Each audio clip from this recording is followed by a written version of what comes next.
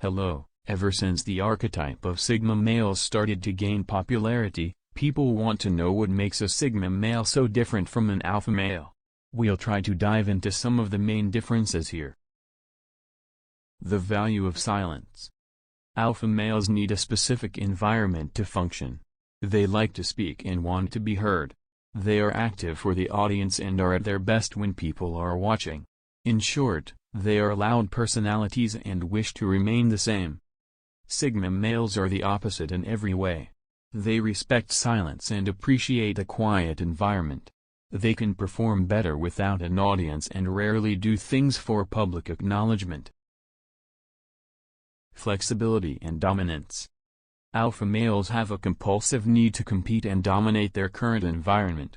So, in a workplace, they tend to be competitive and ambitious. They do not perform well in groups where they are not the leader or center of attention. Sigma males don't care about dominance or hierarchy. They would operate outside known structures and hierarchy to get the best possible results. Their outlook towards people is based more on their value set, and they do not see others as competition or threats. They are also more flexible and do not mind working as a team or in a subordinate position as long as they like the job. Need to belong. An alpha is only an alpha if he is at the head of the pack. Thus, they need a social construct that they can lead or dominate to define themselves. It constrains them to specific behavioral patterns and social circles. A Sigma male doesn't require any of this to be himself and is fine in a social hierarchy where he isn't ranked high. Indeed, he can even function as a loner, not relying on anyone at all. It allows such men greater social freedom.